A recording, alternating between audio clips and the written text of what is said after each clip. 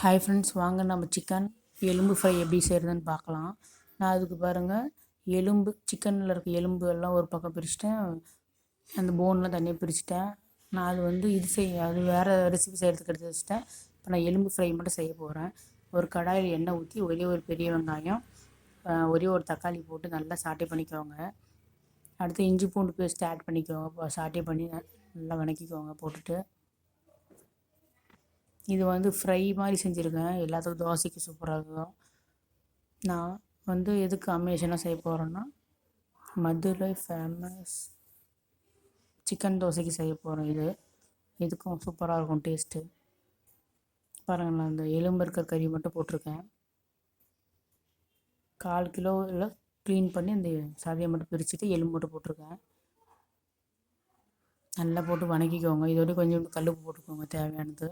இப்போ நல்லா வணக்கிட்டு மசாலா பொருட்கள்லாம் ஆட் பண்ணிக்கலாம். நான் கொஞ்சமாக மிளகாய்த்தூள், ஒரே ஒரு பச்சை மிளகாய் ஆட் பண்ணிக்கிட்டேன். மிளகாய்த்தூள் ஒரு 1/2 டேபிள் ஸ்பூன் ஆட் பண்ணிக்கிட்டேன். நல்லா வணக்கிக்கோங்க. நல்லா வணக்கிட்டு தண்ணி ஊற்றி ஒரு 10 மினிட்ஸ் அப்படியே வேக விட்டுரு போகிறேன். பாருங்கள், தண்ணி ஊற்றி நல்லா சுண்டிடுச்சு. நல்லா சாட்டே பண்ணி நல்லா சுண்டிருந்துமே நல்லா சுண்டிச்சுன்னா இறக்கிக்கலாம். பெப்பர் கொஞ்சம் பாருங்கள், சூப்பராக இருக்கும். நல்லா ட்ரை பண்ணிங்கன்னா தோசைக்கு எலும்பு சிக்கன் ஃப்ரை ரெடி ஆகிடும். சூப்பராக ட்ரை பண்ணி பாருங்கள். தேங்க்யூ. இதில் ட்ரை பண்ணி பாருங்கள், சூப்பராக.